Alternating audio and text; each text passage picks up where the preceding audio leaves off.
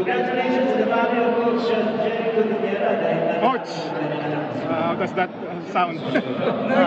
Coach, how does that sound? Northport has the third pick in the 7th round. Let's hear from the back. Hindi pa rin sanay, pero masasanay din yan, onti-onti.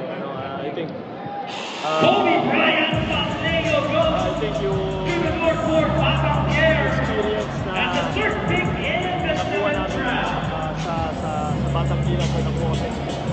Batang Gilas helped me a lot. It really helps me a lot. No? They guys with coaching. Of course, gusto sana namin maganda yung naging result, but overall, I mean, the overall experience that we had, especially sa akin as a coach, napakalaking bago. Unti-unti, I'm getting used to it, getting there, but a lot of things to work on pa. Ano masabi mo lang sa mga draft pick mo, Ken Andrada? Well, yun yung mga players na talagang tinignan namin before the draft. We invited them to join the draft. Even Gab Gomez, we invited him to the draft. Yuki, actually some of the draft. Yun yung feel kasi namin na yun yung possible talaga nakakabot sa amin. So true enough. So, I think we're okay with our Tatlong teams na nag-elect dito sa round 7. nagkaroon siya ng impact sa is namin. the But the thing Essex Road Warriors. is the schedule. He can play until the end of the NCAA season. So pagbalik niya, may import na. So we'll see what we can AJ Rodriguez joins the Adjustment Essex Road ko sa Warriors. Magnolia, syempre yung coach, yung environment, kumusta naman so far? So far okay naman kasi yun yun.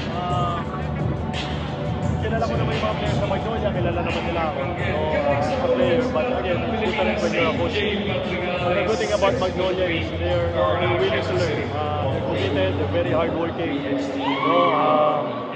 Wala akong problema. And basically, it's a good composition of a vet and mga veterano at saka mga young players. So the good thing about the team is they're hungry. They're really hungry to get to that level again. So medyo matagal-tagal na silang nakakatigil. So I think kahit sinong coach ang mapapunta dito sa kanila, yun yung feel nila yung hunger. Diba? Yung willingness to go to the next level.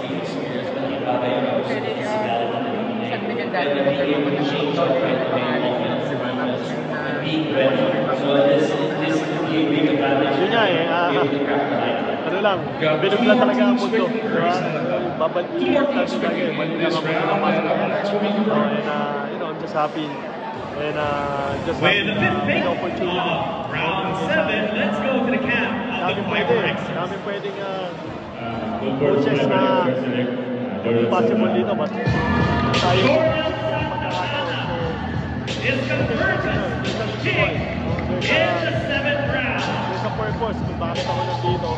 And yun yung kailangan natin ipagtrabahuan. So, siyempre, binigyan sa atin yung opportunity na for me,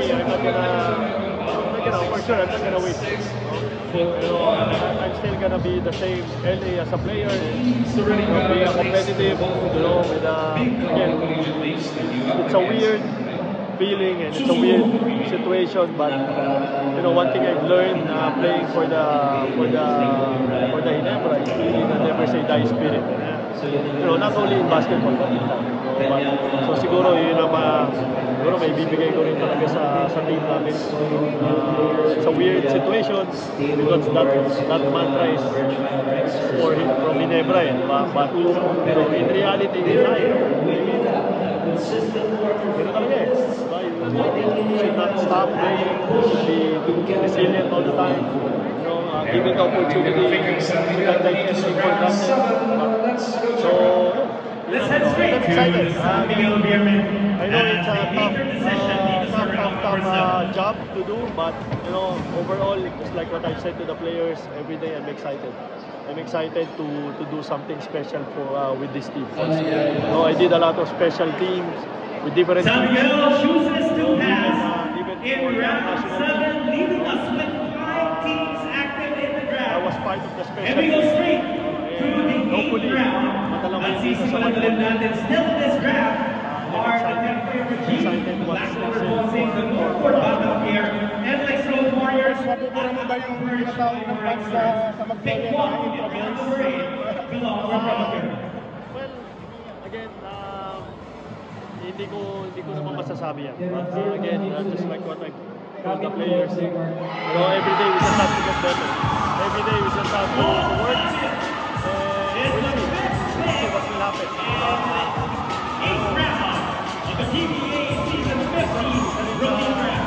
Isa sa mga natutunan ko is, you know, winning is not everything. You know, lalo ka ng panalo, in the end, hindi mo rin makukuha yung goal mo.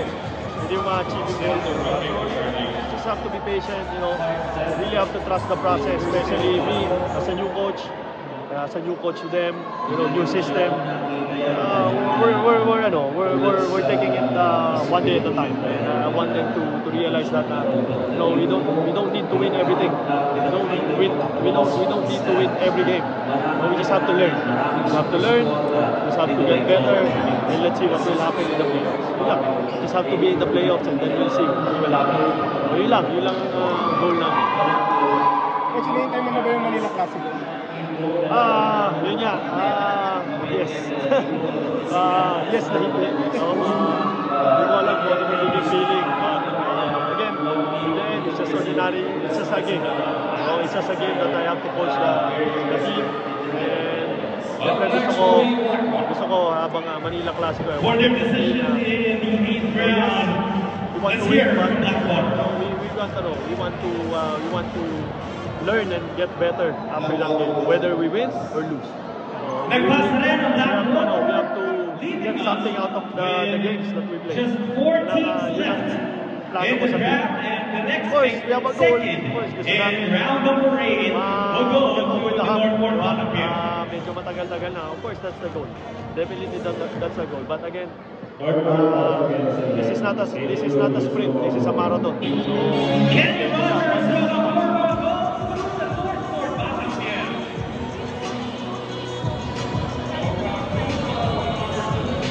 Well, definitely, no? Siya lang naman talaga. Well, marami ako naging coaches in the past. But, of course, yung mga successful stint ko sa career ko under kay Coach Tim. So, hindi natin maiiwasan na madala yung sistema na, not really the system, but the attitude towards the game, yung gustong gawin sa team, diba? Kasi iba naman yung composition ng team ko sa composition namin with Coach Tim. So I just have to do the system or the culture na gusto ko ibigay sa team based dun sa tao na composition ng team meron na player. So we'll see. But yeah, definitely probably I must say 70% or 60%. No, the system and how we approach the game, probably same thing. With the third pick in round number 8, pipili naman ngayon are the NLEX Road Warriors. Well, yun yung plano, no? Na dahil may advantage na alam ko lahat ang ginagawa. John Galinato joins the NLEX Road Warriors as the 70th pick on the draft. We'll see what will happen. But again, I'm just excited